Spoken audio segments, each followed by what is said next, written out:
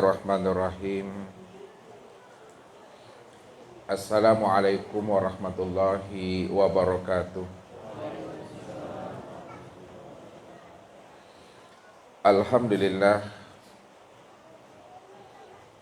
Alhamdulillahilladzi nawwir qulubana binuri ma'rifati wal yakin wa adkhilna ma'al awliya'i wassolihin. Wassalatu wassalamu ala sayyidina Muhammadin nabi sayyidil mursalin wa ala alihi wa sahbihi rasulillahi ajma'in. Faqala Allah ta'ala fil Qur'anil Karim, A'udzu billahi minasyaitonir rajim. Bismillahirrahmanirrahim. Sanurhim ayatina fil afaq wa fi anfusihim hatta yatabayyana lahum annahu al-haq.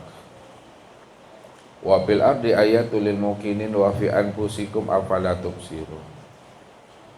Awalam yatafakkaru fi anfusihim wa'lamu anna fikum Rasulullah. Sadaqallahul azim.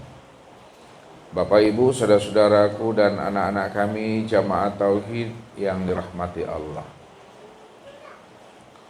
Setiap amaliyah ibadah dan wiridan yang kita kerjakan, hendaklah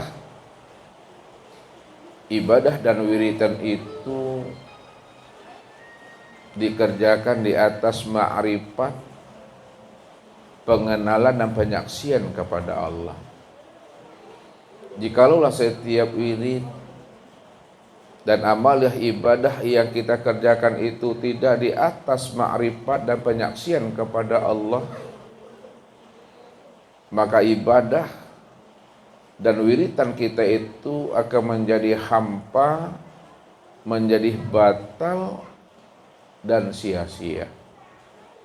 Inilah yang dijelaskan oleh baginda Rasul Nabi Muhammad sallallahu alaihi wasallam. La tasihul ibadah illa bima'rifatil ma'bud. Tidak sah ibadah kita, batal ibadah kita, tidak bernilai apabila ibadah yang kita kerjakan itu tidak mengenal yang kita sembah, tidak menyaksikan yang kita sembah. Makanya Nabi jelaskan, kamin qa'imin hazumin sholatihi at-ta'ab wan nasab. Berapa banyak umatku nanti mendirikan ibadah sholat, namun dia tidak mendapatkan apa-apa dari ibadah sholat yang dia kerjakan. Kalaupun dia mendapatkan dari ibadah yang dia perbuat, yang dia dapatkan itu kata Rasul adalah at-ta'ab wan nasab. Hanyalah rasa capek, rasa letih, rasa panasnya Bapak Ibu. Ya, ini yang selalu Ustaz sampaikan kepada kita. Kaladang kue keparak rajin, tapi tidak ada hasilnya setelah wapai kaladang dan keparak tadi. Tidak ada hasilnya. Itu artinya apa Bapak Ibu? Lapuak pun badan awak Bapak Ibu, lusuh pun awak, lagaiknya awak beribadah, ya, 25 tahun, 35 tahun, 45 tahun. Bahkan sampai habis ya usia umur kita beribadah. Namun kita tidak mengenal, tidak menyaksikan yang kita ibadati, maka ibadah kita itu akan menjadi ibadah yang batal, ibadah yang hampa dan sia-sia. Karena kita tidak mengenal yang kita ibadati. Inilah yang rasa capek, rasa letih saja yang kita dapatkan. Karena kita tidak mengenal akan hakikat dan rahasia dari setiap ibadah yang kita perbuat itu. Jadi ada suatu hari Bapak Ibu, Rasulullah menjelaskan kepada umat ini, ada dua orang di antara umatku sama-sama mendirikan ibadah sholat. Cara tegak berdirinya sama. Cara rukuknya juga tidak berbeda. cara sujud dan duduknya persis sama, tidak berbeda.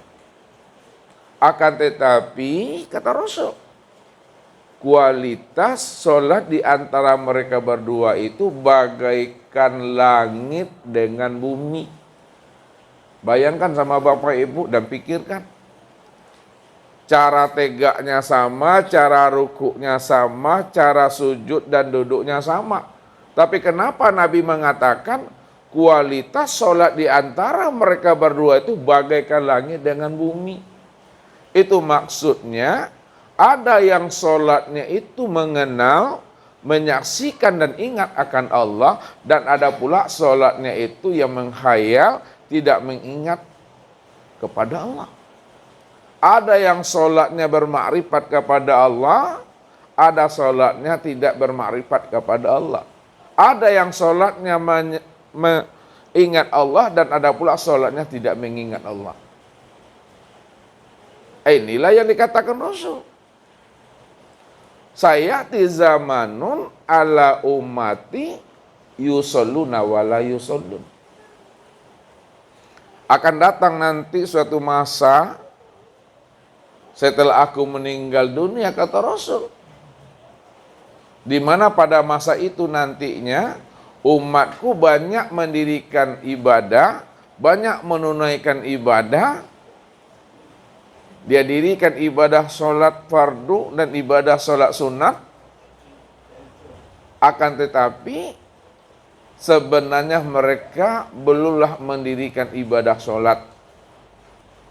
Mereka baru mengerjakan perbuatan sholat, tapi sebenarnya mereka belum sholat.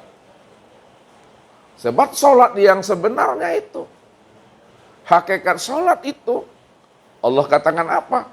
Wa aqimis sholata li zikri. Dirikanlah sholat itu untuk mengingat aku. Kalau sholat tidak mengingat Allah, itu namanya menghayal namanya. Bagaimana kita akan mengingat Allah? Bagaimana hati dan rohani ini akan hadir kepada Allah? Kalau kita ini belum mengenalnya, kita belum berjumpa dengan dirinya, kita belum menyaksikannya, kita belum bertatap wajah dengan dirinya. Bagaimana cara kita ingat akan Tuhan? Makanya orang yang beribadah, yang mana ibadahnya itu tidak didirikan di atas ma'rifat, tidak didirikan atas musyahadah, maka ibadahnya itu akan menjadi ibadah yang batal, hampa dan sia-sia itu. Kita saja mungkin memandang dan menganggap diri kita ini telah beribadah. Tapi Allah belum menilai, Allah belum memandang akan hambanya itu melakukan ibadah dan ketaatan kepada dirinya.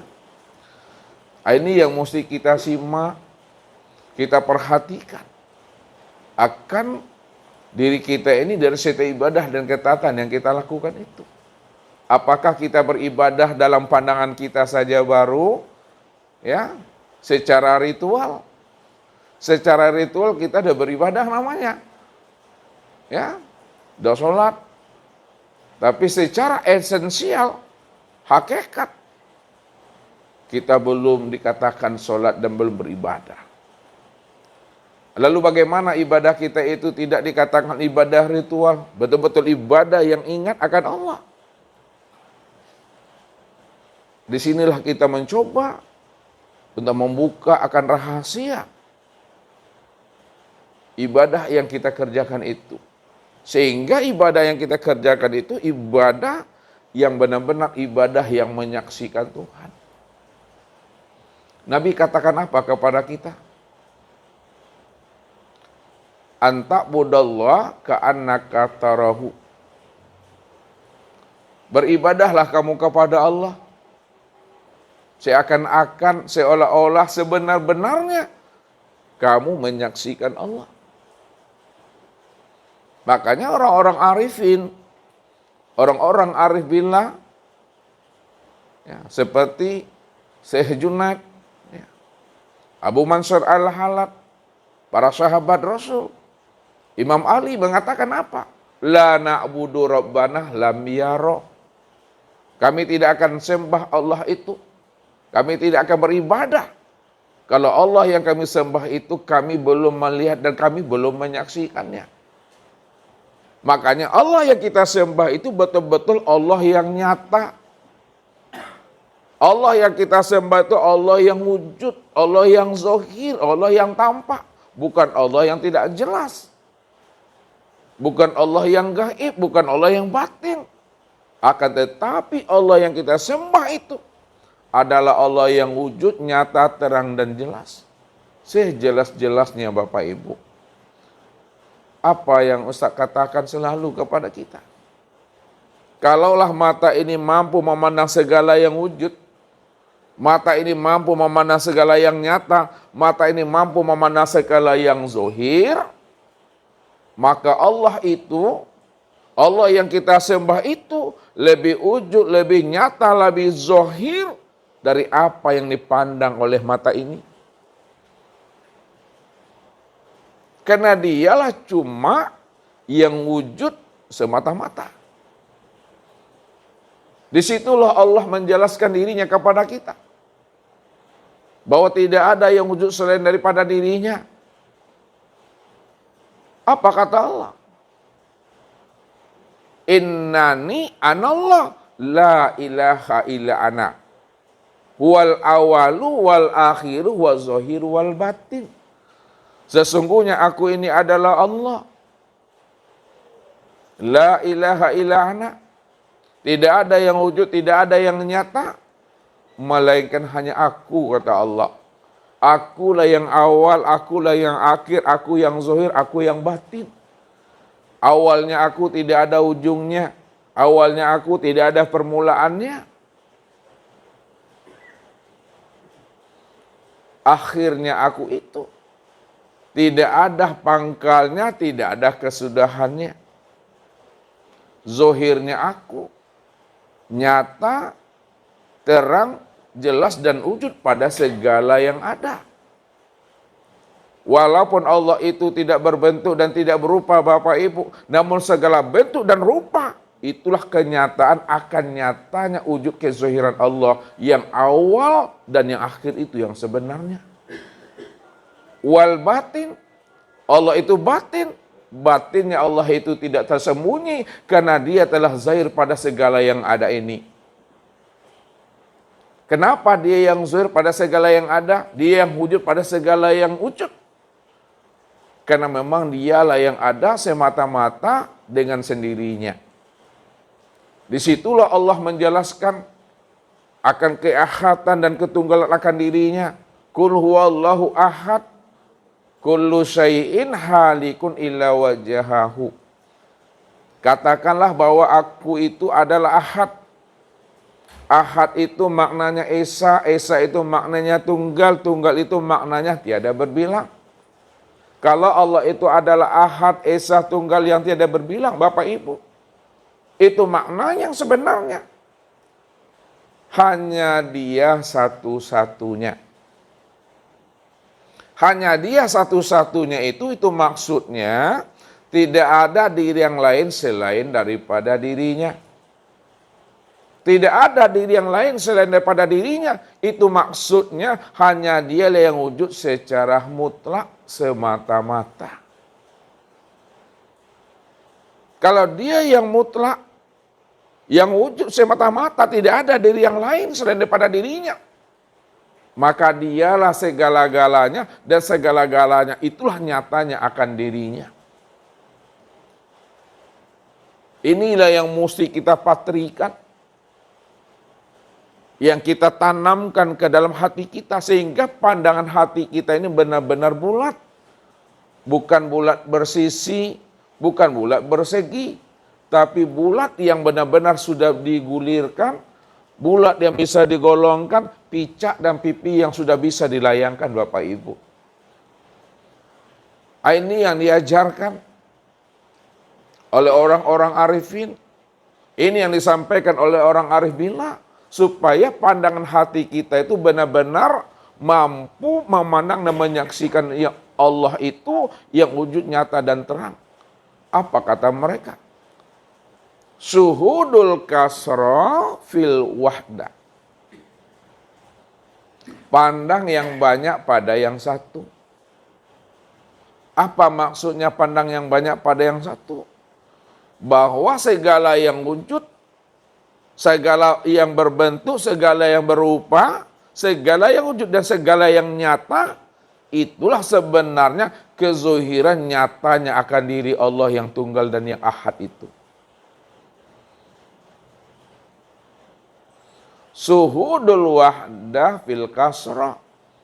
Pandang yang satu pada yang banyak. Itu maksudnya bahwa Allah lah yang wujud dan yang nyata pada sekalian alam ini. Syuhudul wahdah fil wahdah. Pandang yang satu tampak yang satu. Allah lah sebenar-benarnya yang menyaksikan akan kesempurnaan dirinya sendiri. Tidak ada diri siapa-siapa lagi yang ada dan yang wujud di sana, Bapak Ibu. Kalaulah boleh Ustadz berikan kias dan perumpamaan kepada Bapak Ibu. Ya. Pak Azam tahu namanya kaliki. Batiak tahu. Pepaya. Gandul lain. Pepaya tahu. Pepaya tu batiak tu menurut Ustadz. Batiak tu yang kaliki tu. Nah, kaliki itu namanya gandul namanya. Jadi gandul, kaliki, batiak, pepaya, inyojonya tuh. Nah, sekarang mana yang Bapak Ibu mudah memahaminya? Ustaz pakai bahasa kaliki, batiak, pepaya, atau kates? Pepaya. Nah. Bapak Ibu beli namanya pepaya. Yang bareknya enggak 3 kilo. Ya, kalau ada yang 4 kilo, beli yang 4 kilo tuh. 4 kilo tuh Pak Azam. Sampai itu kilo. Jadi beli pepaya tadi yang beratnya 4 kilo, ya. Dipotong-potong. Ya, dicancang-cancang. Dicancang tahu kan? Pak Azam tahu dicancang? Dia apa? Dicincang-cincang. Dicincang-cincang dia menjadi 500 cincang atau 600 cincang. Cincang 600. Bentuknya boleh. Ya, boleh besar, boleh kecil, boleh tajam, modelnya runcing, boleh juga modelnya itu petak.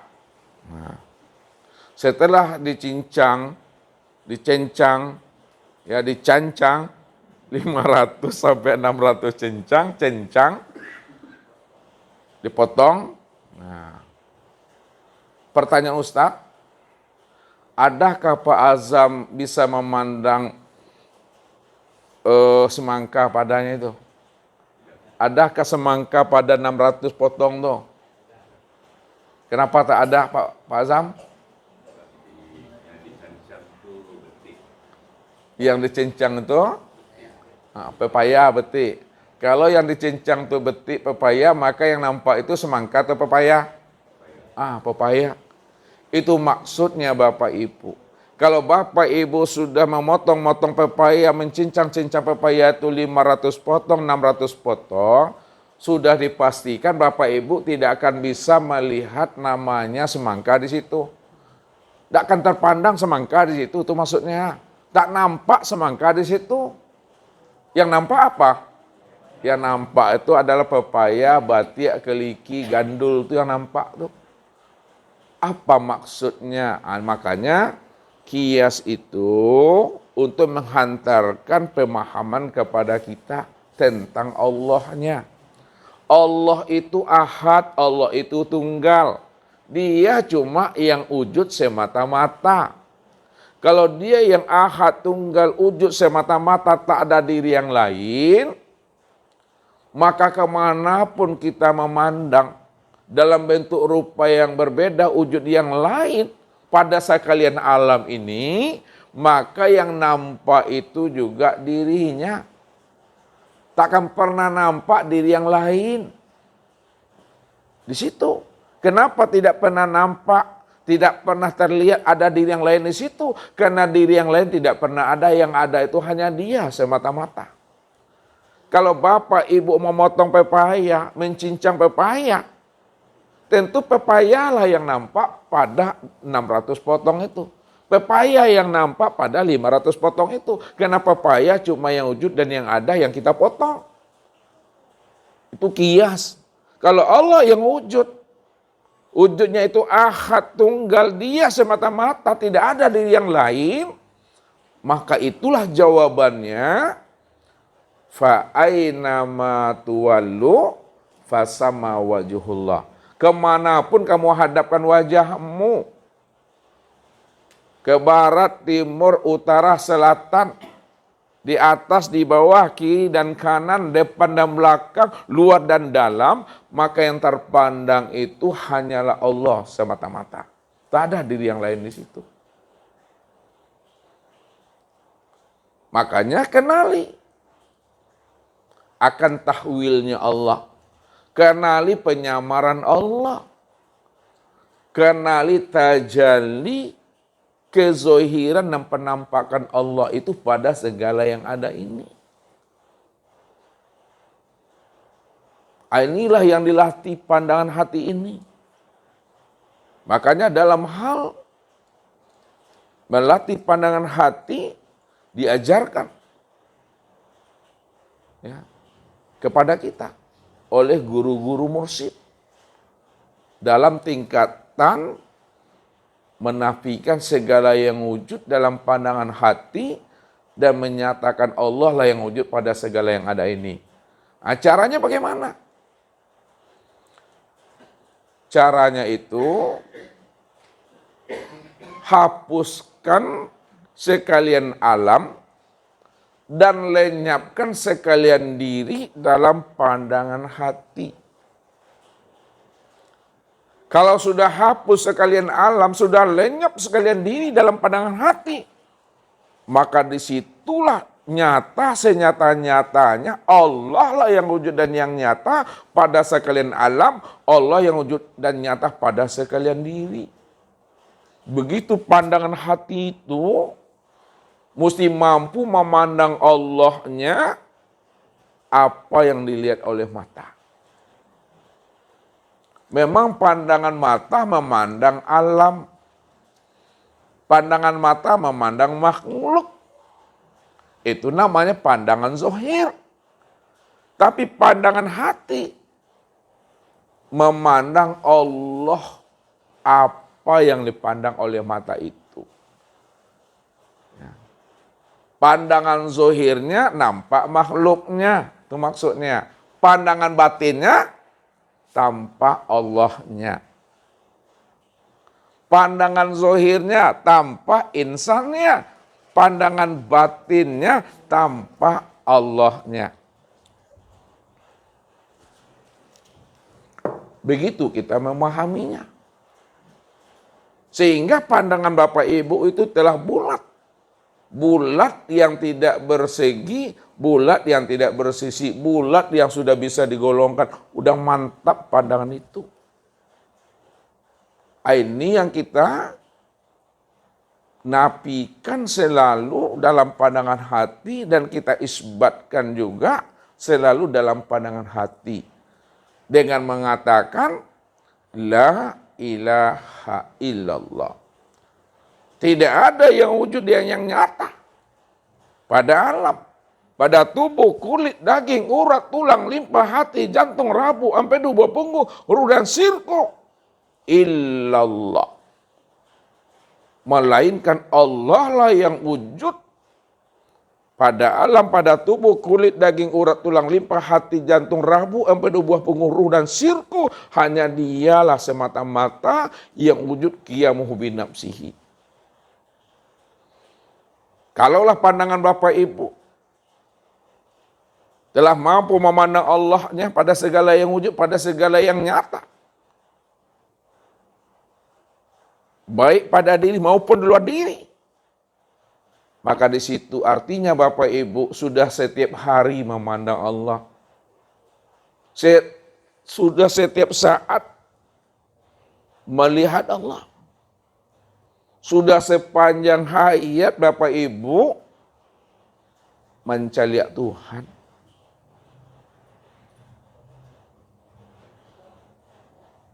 Kalau kita sudah setiap hayat, sudah setiap hidup, Sudah setiap hari, detik, jam kita melihat Allah. Inilah orang yang disebut namanya orang yang telah fana, Bapak Ibu. Orang yang fana itu, Bapak Ibu, yang dikatakan fana itu, Bapak Ibu, tidak ada terlihat lagi diri yang zohir dan tidak pula terlihat lagi diri yang batin daripada diri Bapak Ibu itu. Yang terlihat diri yang zohir dan diri yang batin itu hanya diri Allah semata-mata. Itu yang fana tuh. Tak nampak diri kita ini zohir dan batin lagi. Yang ada itu, yang wujud itu hanya diri Allah zohir dan batin. Kalau Allah yang nampak, Allah yang wujud, yang terlihat, diri yang zohir dan diri yang batin, maka siapa Bapak Ibu itu yang sebenarnya? Bapak Ibu inilah yang dikatakan ainullah. Bapak Ibu inilah yang dikatakan tajaliyatillah. Bapak Ibu inilah yang dikatakan hakikatullah itu. Tiada lain, hanya Dia Bapak Ibu. Ini Allah katakan.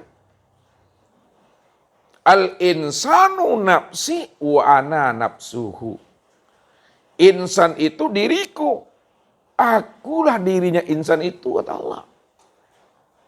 Rupanya yang mengatakan insan itu bukan Bapak Ibu, yang mengatakan insan itu Allah. Al-insanu siri wa siri sifati wa sifati la ghairi. Insan itu adalah rahasiaku. Rahasiaku itu adalah sifatku. Sifatku itu tiada lain aku. Itu kata Allah. Karena aku yang wujud. Aku cuma yang ahad, aku cuma yang esa, aku cuma yang tunggal. Tidak ada di siapa-siapa di situ. Rupanya memandang Allah itu.